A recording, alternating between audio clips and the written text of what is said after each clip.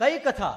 સુખદેવજી કહે, સુતજી શૌનકાદ ઋષિમુનિઓ કહે, એક વખત બ્રહ્માજીએ નારદજીને કીધી, નારદજીએ વ્યાસજીને કીધી, વ્યાસજીએ સુખદેવજીને કીધી, સુખદેવજી રાજા પરીક્ષિતને કીધી.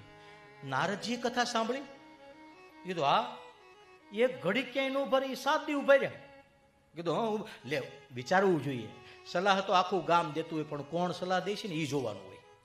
હા, બોલ બોલ તો આખી દુનિયા કરે છે, કોણ બોલે છે ને એની સામે જોવાનું. ટક ટક તો બધાય કરતા જ હોય, પણ આપણને ટક ટક કરે છે ને એ કોણ કરે છે ને એ વ્યક્તિ જોવો, એ માણસ જોવો, એ માણસના અંતરમાં રહેલો ભાવ જોવો. દરરોજ જે પેલું કર્યા કરતો હોય એનું નહીં, પણ ક્યારેક કોક આપણને કંઈક કહે છે એટલે સાવધાન, આપણે ક્યાંક પકડાઈ ગયા છે, આપણે કંઈક ભૂલ થઈ ગઈ છે.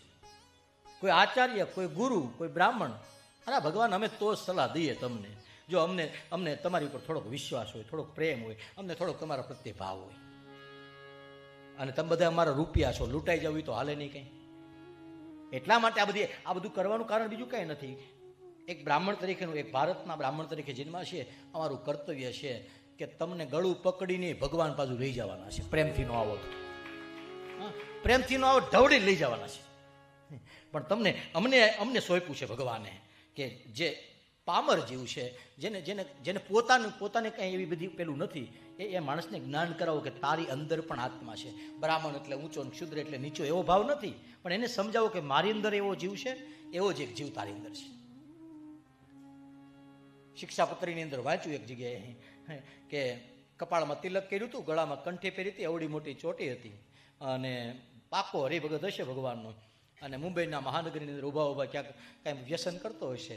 એમાં એક બ્રાહ્મણ નીકળ્યા, અને બ્રાહ્મણે એની પાસે જઈને ઉભા કે જય સ્વામિનારાયણ. પેલા કે જય સ્વામિનારાયણ. એ કે નવું જોવા મળે છે. કે કેમ નવું જોવે? કે બહુ નવું જોવા મળે છે. એ કે હું? એ કે મુંબઈની અંદર આવું ન હોય, નકર આવું જોવા મળે. તો ઓલો હરિભગત કે પણ હું જોયું દાદા તમે? એ કે બ્રાહ્મણની ઘેરે હાડિકા જોયા. એટલે પેલો કે બ્રાહ્મણની ઘેરે થોડા હાડિકા હોય? કે નહીં, મેં જોયા ને, નકર મુંબઈમાં આવું ન હોય, પણ મેં જોયા બ્રાહ્મણની ઘેરે હાડિકા હોય. ઓલે 2-3 વખત કીધું કે દાદા કાંઈક બ્રાહ્મણ છે, ત્યાં ચોખવટ કરો ને. હું બ્રાહ્મણની ઘેરે હાડિકા? એ કે તારો વેશ બ્રાહ્મણ જેવો છે, પણ તારા હાથમાં ન હોય ને એવું વ્યસન છે, એટલે એવું લાગે બ્રાહ્મણના ઘેરે હાડિકા પડ્યા હોય.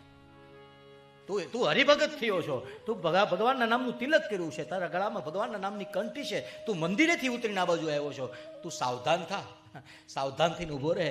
તું એક નથી, તારી સાથે આખી એક પરંપરા છે, કપાળમાં તિલક છે. આ વસ્તુ તમને સારી ન લાગે. આ કોને કરવાનું છે? ન ગમે, પણ આ કરવું પડે. કારણ કે હંમેશા યાદ રાખજો, કડવું હોય ને એ જ નરવું હોય. જીભને જે ગમે ને એ શરીર માટે સારું હોય, સારું ન હોય ને જીભને જે ન ગમે એ શરીર માટે સારું હોય. સેમ એવી જ રીતના કાનમાં સાંભળવામાં જે મજા ન આવે ને એ જીવન માટે સારી વસ્તુ હોય, અને જે સાંભળવાની મજા આવે એ જીવન માટે. વખાણ સાંભળવાની બહુ મજા આવે. આપણા કોઈક વખાણ કરે, સાચા ખોટા તોય મજા આવે. કેમ? એટલે આપણા વખાણ કર્યા, પણ એ હકીકતમાં આપણા માટે સારી વસ્તુ નથી. આપણને કોઈ ટોકે એ આપણને ગમતું નથી, પણ હકીકતમાં એ આપણા માટે બહુ સારી વસ્તુ છે. નારદજી કેમ ઉભા રહ્યા? સામાન્ય માણસ, અમે લોન લઈએ એ તો બરોબર છે, એટલા બધા ન હોય તો લોન લેવી પડે, પણ અમારા યજમાનનો લોન લે તમારે વિચારવું પડે કે હમણાં મંદિર જોરદાર છે, અમારે તો લેવી પડે. કે ક્યારેક એવા મહિના હોય તો કે ભાઈ આપણી પાસે કે એટલા બધા, પણ યજમાનો મોટા માણસ અમારે લોન લે એટલે વિચારવું પડે માર્કેટમાં મંદી જોરદાર છે. તો સામાન્ય માણસ કથા સાંભળવા 8 દિવસ બેસી જાય, કંઈ વાંધો નહીં. પણ નારદજી, જેને સ્વર્ગમાં જવું હોય તો કાંઈ કોઈને પૂછવાનું નથી, વૈકુંઠમાં જવું હોય તો કોઈને પૂછવાનું નથી, ગમે ત્યાં જાય એની પાસે તો બધી એક્સ્ટ્રા ચાવી છે, ગમે ત્યાં જઈને લોક ખોલી શકે એમ છે. એ 7 દિવસ શું કામ બેઠા રહ્યા? આ સાંભળવું છે, આ જાણવું છે. નારદજી પોતાના માટે નહીં, બીજાના માટે બેઠા છે.